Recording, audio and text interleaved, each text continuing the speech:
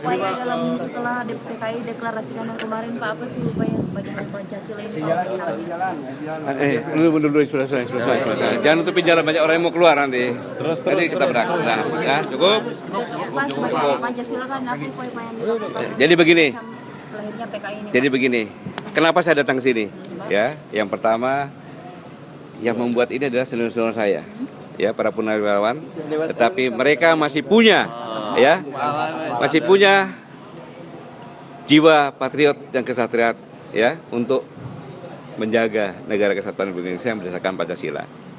Yang kedua, saya datang ke sini untuk mengajak kita semuanya bersyukur bahwa Presiden melalui keputusan Presiden nomor 24 tanggal 1 Juni 2016 ditetapkan sebagai hari lahirnya Pancasila, diperingati dan libur nasional. Di Indonesia hanya 2 yang 3 ini. 1 proklamasi kemerdekaan dan Pancasila. Kan gitu. Dengan demikian maka Pancasila sebagai dasar falsafah negara Indonesia dan sebagai sumber hukum dari segala hukum. Ya. Sumber hukum dari segala hukum. Jadi semua hukum di Indonesia itu harus sama dengan Pancasila, tidak boleh bertentangan dengan Pancasila. Nah, sekarang kita tanya komunis, ya kan? Komunis kan sudah dilarang oleh TAP MPRS, kan gitu, nomor 26 tahun, nomor 25 tahun 66, kan gitu. Lembaga mana yang bisa membubarkan MPR? TAP MPRS ini. TAP MPRS dibuat pada itu adalah lembaga tertinggi. Sekarang adalah lembaga tinggi. Jadi nggak bisa, jadi nggak usah khawatir, nggak akan bisa.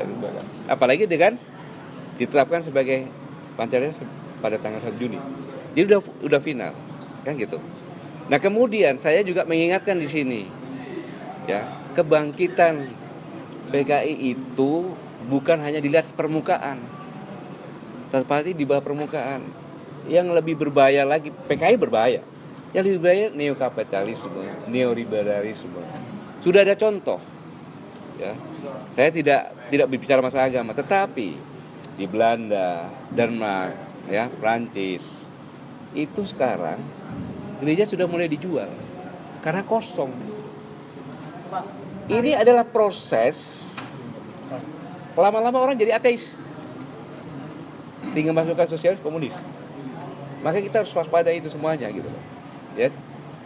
Panglima tadi kan bicara soal kemungkinan akan kita ini harus khawatir karena kita punya kekayaan yang luar biasa. Nah, untuk mengamankan kekayaan Indonesia sendiri, kalau dari Panglima sendiri seperti apa sih? Jadi begini, ya, kita sudah diingatkan oleh Presiden Soekarno, kan pada saat itu katakan, Pancasila kalau diperas lagi menjadi 3, kalau diperas lagi gotong royong, kan gitu. Gotong royong ini tidak ada di negara lain. Kenapa? Karena semua bangsa Indonesia, siapapun itu mempunyai gen atau keturunan sebagai patriotisme, ya, sebagai seorang patriot dan kesatria. Tidak ada satu suku pun tidak punya tarian pedang dan ciri khas senjata. Nah, itu artinya kita selalu bekerja sama, menganggap kekeluargaan semuanya, mengerjakan semuanya dengan cara gotong royong. Kita merdeka pun dengan cara gotong royong, kan? Gitu, bersama semua daerah, kan itu.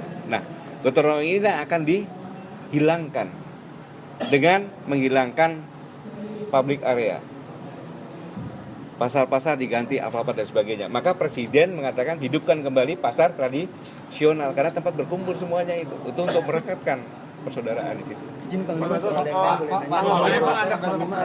Pak Sigit Haryanto ini bagian dari staf khusus Bapak, anggota DPP Golkar, Pak Sigit. Saya selama jadi Panglima TNI tidak pernah mengangkat orang sipil, baik staf ahli maupun staf khusus. Oke? Selesai. Izin lainnya Pak, apa betul Pak Sigit ini dapat arahan dari... Tanya sama Pak Sigit sendiri, jangan tanya sama saya. Apa hubungannya saya dengan dia? Mungkin dapat informasi untuk konfirmasi saja. Cara sama yang tahu informasi, jangan tanya sama saya. Jadi nggak ada kaitannya dengan Munaslup kemarin di Golkar ya Pak ya? Tanya sama Golkar. Panglima Ya, siapa pemerintah mana yang minta maaf? Nggak akan ada. Jadi begini. Jadi sampaikan ya, saya ingatkan ya. Jangan mengatakan bahwa pemerintah akan minta maaf. Pemerintah yang mana? Itu isu itu.